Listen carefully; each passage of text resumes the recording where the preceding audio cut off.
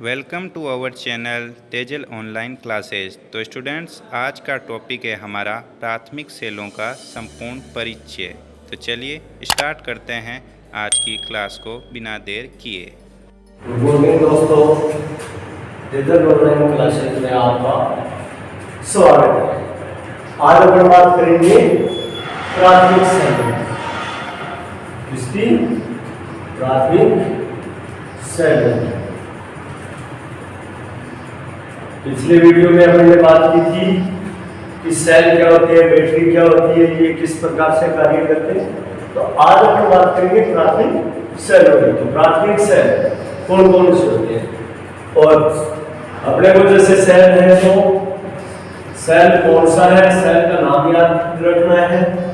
Cell में जो प्रयुक्त किए गए एनोड है, कैथोड है, वो कौन कौन से हैं ये ध्यान में रखना है। इसमें कौन सा इलेक्ट्रोलाइट प्रयुक्त किया गया है। इलेक्ट्रोलाइट कल आप पढ़ रहे थे कि कौन सा इलेक्ट्रोलाइट प्रयुक्त किया गया है और ये कितने वोल्टेज तक का होता है। ये बेसिक चीजें अपने को याद रखनी बहुत जरूरी है, क्योंकि काफी बार होता है कि कई बार आपसे पूछ लेते हैं कि फलाने सेल में एनोड किसका बना होता है या कैथोड किसका बना होता है या इसका इलेक्ट्रोलाइट कितना होता है।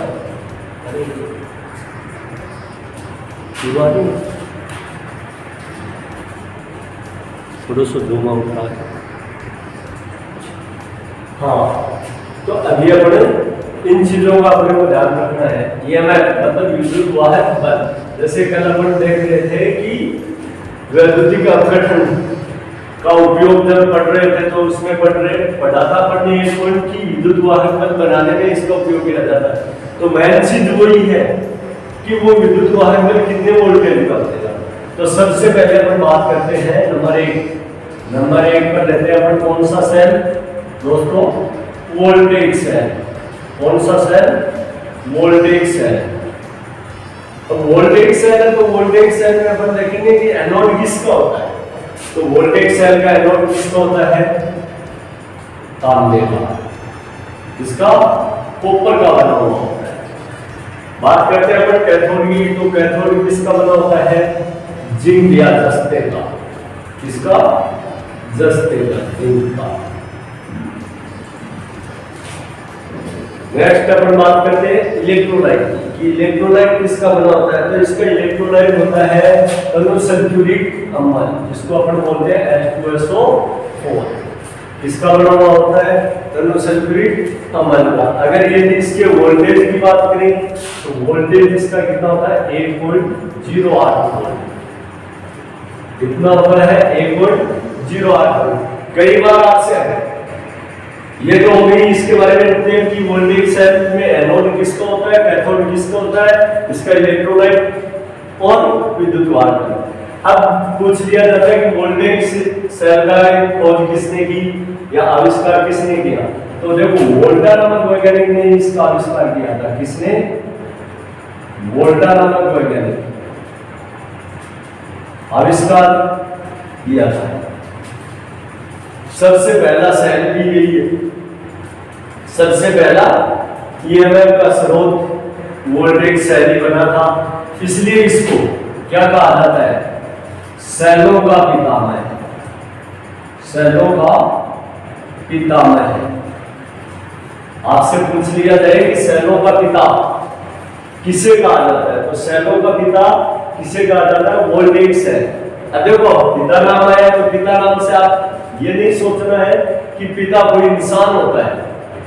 जैसे अपने जीके में आपने पढ़ा होगा कि राष्ट्रपिता महात्मा गांधी जी को कहा जाता है। राष्ट्रपिता किसे, गांधी जी को कहा जाता है। तो ऐसे आप देखोगे कि सेलों का पिता पूछा है तो सेलों का पिता आप डायरेक्ट, काफी बार लोग क्या करते हैं कि सेलों का पिता पूछा जाता है तो सब लोग सोचते हैं कि यार हो सकता है कोई ना कोई इंसान ही होगा, पिता है तो इंसान ही है। और इंसान है तो सबसे पहले सेलों की खोज वोल्टेज सेल के रूप में हुई थी और वो वोल्टा ने की थी। तो ज्यादातर लड़के क्या करते थे, वो वोल्टा को टिक कर देते हैं, जबकि वोल्टा क्या है, आविष्कार करता है, और किसका? वोल्टेइक सेल का। जबकि सेलों का पितामह का करेक्ट आंसर क्या होता है अपना? Voltaic cell. तो ये भी वोल्टेइक सेल से आपको याद रखना है कि सेलों का पितामह है सिर्फ वोल्टेइक सेल को ही माना जाता है, और वोल्टेइक सेल को ही कहा जाता है, ना कि वोल्टावो। अगर वोल्टावो अपन सेलेक्ट कर रहे हैं इंसान को तो वो गलत है। तो इतना सा थोड़ा सा याद रखना है। अब वोल्टेइक सेल के बाद में दूसरा सेल आता है अपना डेनियल सेल। कौन सा? Daniel cell. डेनियल सेल के बारे में आपको याद ही होगा कि डेनियल सेल की खोज किसने की थी? प्रोफेसर डेनियल ने सन 1836 ईस्वी में की थी। डेनियल सेल, वोल्टेइक सेल की खोज कब हुई थी? 1800 ईस्वी में, और डेनियल सेल की 1836 में। ठीक है। अब वोल्टेइक सेल में एनोड किसका होता है? वोल्टेइक सेल का एनोड भी किसका बना होता है? कॉपर का। कैथोड जस्ते का। किसका? कैथोड जस्ते का। अब अगर यदि अपन बात करें किसकी? इलेक्ट्रोलाइट की, तो इलेक्ट्रोलाइट किसका बना हुआ होता है दोस्तों? तो इसका इलेक्ट्रोलाइट बना हुआ होता है ZnSO। हाँ, तो इलेक्ट्रोलाइट किसका बना हुआ है? कॉपर सल्फेट प्लस H2SO4 का बना हुआ होता है। अगर ये विद्युत वाहक की बात करें तो इसका विद्युत वाहक कितना होता है? 1.1 वोल्ट। कितना? 1.1, या इसको अपन बोल सकते हैं 1.10। तो ये है अपना डेनियल सेल। डेनियल सेल के बाद में अपन बात करते हैं तीसरे सेल की। कौन सा? लेग्रांजी सेल। तीसरा सेल अपना कौन सा है? लेग्रांजी सेल, जिसको काफी जगह लेग्रांजी भी लिखा हुआ मिलेगा आपको। तो अगर ये लेग्रांजी या लेग्रांजी लिखा हुआ नहीं है, या तो लेग्रांजी लिखा हुआ मिल जाए या लेग्रांजी मिले, तो एक ही बात है, कंफ्यूज होने की जरूरत नहीं है कि लेग्रांजी क्या हो गया और ये क्या हो गया। अब देखो इसकी अगर ये बात करें तो इसका एनोड किसका होता है? एनोड वही कॉपर का, और कैथोड जिंक धातु का बना होता है।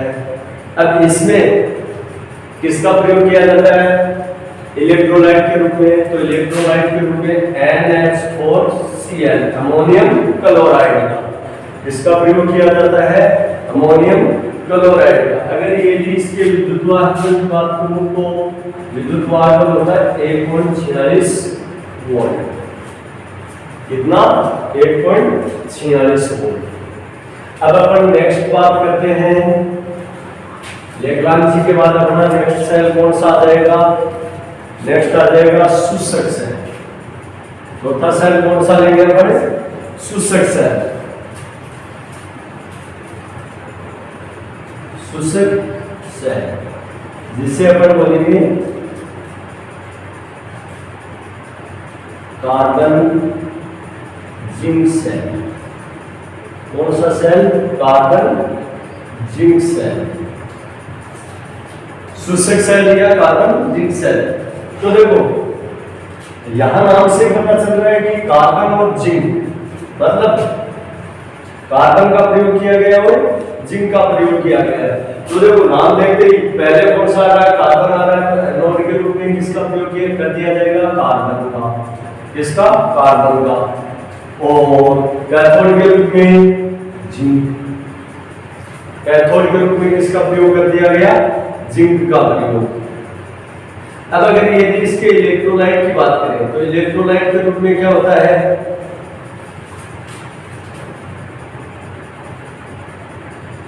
NH4Cl, ammonium chloride plus zinc chloride plus ZnCl2 plus POP। POP मतलब प्लास्टर ऑफ पेरिस। अगर ये भी याद नहीं हो तो मैं लिख देता हूं plaster of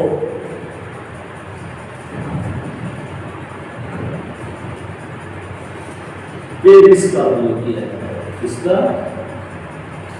plaster of Paris. तीनों का चूर्ण होता है, इस चूर्ण का प्रयोग किया जाता है। ठीक है, अगर यदि इस सेल की विद्युत वाहक बल की बात करें तो विद्युत वाहक बल कितना होता है इसका 1.4 वोल्ट से लेकर 1.5 वोल्ट तक होता है।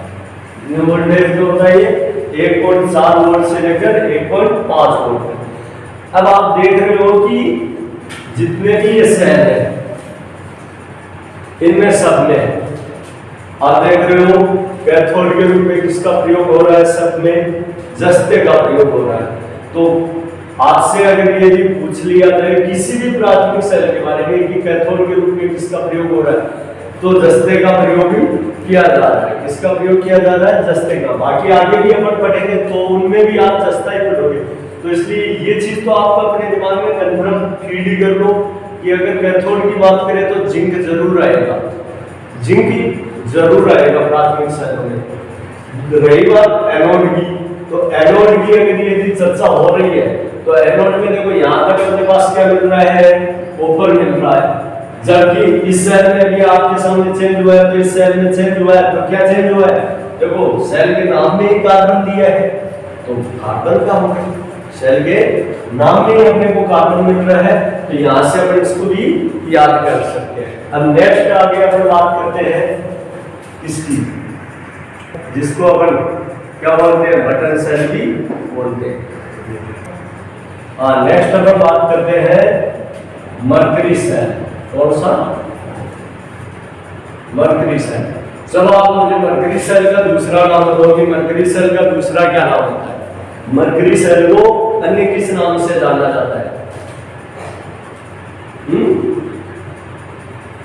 मरकरी सेल का दूसरा नाम, अरे मरकरी सेल का दूसरा नाम होता है बटन सेल। जो हाथ घड़ी वगैरह में डलता है ना, वो ही तो है मरकरी सेल। और मरकरी सेल का दूसरा नाम क्या है, बटन सेल। अब देखो यहाँ पर एक चीज आप मुझे बताइए कि कैथोड किसका बना होगा। मरकरी सेल में कैथोड किसका बना होता है, ये भी शुद्ध जस्ते का बना होता है। किसका, तो अगर ये मैं बात करूं कि कैथोड के रूप में भी किसका प्रयोग किया गया है, तो जिंक का प्रयोग ही किया गया है। ये चीज अभी आपको मैंने पहले ही बताई है। अब एनोड किसका होता है, तो एनोड किसका बना हुआ होता है, एनोड होता है स्टील का, जिस पर किसकी पॉलिश चढ़ी हुई होती है, निकिल की। तो इसको अपन बोल सकते हैं निकिल आलेपित स्टील का। और ये कैसा होता है, हमेशा बेलनाकार पात्र होता है, जो बाहरी कवच बोलते हैं जिसको, निकिल आलेपित स्टील का बेलनाकार पात्र है। अगर ये निकिल आलेपित स्टील का न हो तो दूसरा किस चीज का हो सकता है, तो वो भी दोस्तों याद रखना आपको, वो होता है स्टेनलेस स्टील का। कौन सी स्टील, स्टेनलेस स्टील। और जो निकिल आलेपित स्टील है वो एज ए स्टेनलेस स्टील ही होती है। तो निकिल आलेपित स्टील का भी बोल सकते हैं और इसको स्टेनलेस स्टील का भी बोल सकते हैं। कैथोड आपके समझ में आ गया किसका होता है। अब अगर यदि अपन बात करें इलेक्ट्रोलाइट की, तो इलेक्ट्रोलाइट किसका बना होता है, केवल पोटेशियम हाइड्रोक्साइड और ZnO जिंक ऑक्साइड की विधि होती है, या इसका चूर्ण। याद आ गया होगा कि ये पॉकेट्स बनाया जाता है, बर्फ जमाई जाती है, तो और इसका वोल्टेज कितना होता है, इसका वोल्टेज कितना होता है, इसका वोल्टेज होता है दोस्तों 1.35 वोल्ट से 1.40 वोल्ट। कितना होता है, 1.35 वोल्ट से 1.40 वोल्ट तक होता है।